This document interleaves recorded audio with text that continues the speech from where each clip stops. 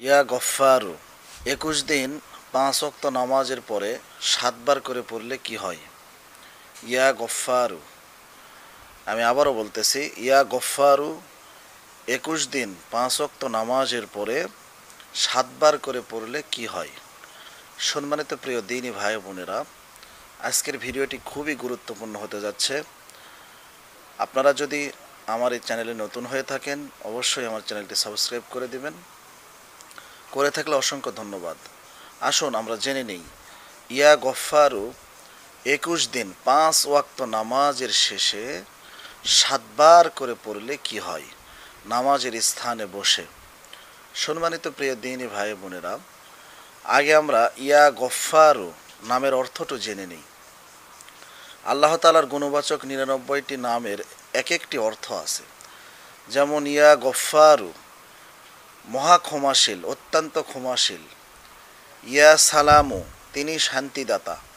তো সম্মানিত প্রিয় দ্বীনী ভাই বোনেরা, ইয়া গফফারু আল্লাহ তাআলার এমন একটি নাম যার অর্থ হচ্ছে অতীব ক্ষমাশীল। আল্লাহ তাআলা মানুষকে ক্ষমা করতে ভালোবাসেন এবং ক্ষমা করে দেন। তো এখন আমরা জানব ৫ ওয়াক্ত নামাজের পরে ইয়া গফফারু আমরা কিভাবে পাঠ করব। সম্মানিত প্রিয় দ্বীনী ভাই বোনেরা, আল্লাহকে ছাড়া রাসূলকে আপনি পাবেন না, রাসূলকে ছাড়া আল্লাহকে আপনি পাবেন না। আপনি যদি রসুলকে ধরতে চান, আল্লাহকে ধরেই রসুলকে ধরতে হবে। আপনি যদি আল্লাহকে ধরতে চান, তাহলে রসুলকে ধরে আল্লাহ তাআলার সান্নিধ্যে পৌঁছাতে হবে আমাদেরকে। তো ইয়া গফফারু এটা আমরা ৫ ওয়াক্ত নামাজের শেষে ৭ বার করে পড়ব হাতের গিরায়। যদি আমরা পড়ি, তার আগে আমরা জেনে নেই আমরা কিভাবে এই আমলটি করব। সম্মানিত প্রিয় দ্বীনী ভাই বোনেরা, নামাজ শেষ হওয়ার পরে আপনি নামাজের স্থানে বসে সর্বপ্রথম আপনি আস্তাগফিরুল্লাহ ৩ বার পাঠ করে নেবেন। এই যেমন ধরেন আপনি আমলটি করার জন্য প্রস্তুতি নিয়েছেন, তখন আপনি এইভাবে পড়বেন, আস্তাগফিরুল্লাহাল আযীমাল্লাযী লা হাওলা ওয়ালা কুওয়াতা ইল্লা বিল্লাহ। আস্তাগফিরুল্লাহাল আযীমাল্লাযী লা হাওলা ওয়ালা কুওয়াতা ইল্লা বিল্লাহ। আস্তাগফিরুল্লাহাল আযীমাল্লাযী লা হাওলা ওয়ালা কুওয়াতা ইল্লা বিল্লাহ। এইভাবে ৩ বার ইস্তেগফার পাঠ করার পরে আপনারা দরুদ ইব্রাহিম ৩ বার পাঠ করে নেবেন।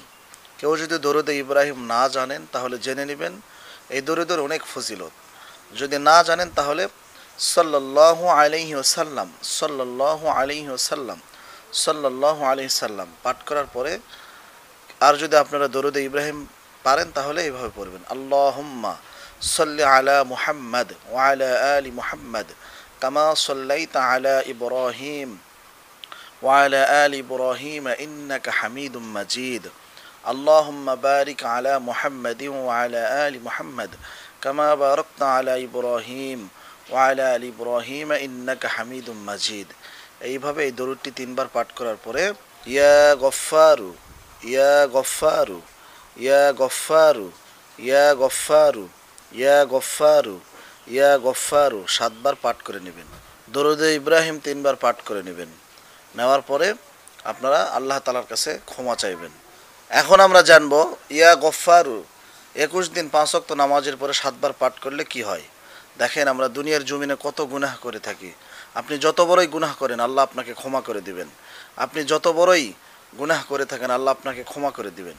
কিন্তু সেই গুনাহটাকে স্টপ করে দিতে হবে, আল্লাহ তাআলার কাছে মাপ চাইতে হবে, অনুতপ্ত হতে হবে, চোখের পানি ফেলতে হবে এবং খালিস তওবা করতে হবে। তাই আসুন আমরা আল্লাহ তাআলার কাছে সব সময় ক্ষমা চাই। ভালো লাগলে ভিডিওটি অবশ্যই শেয়ার করে দেবেন। আসসালামু আলাইকুম।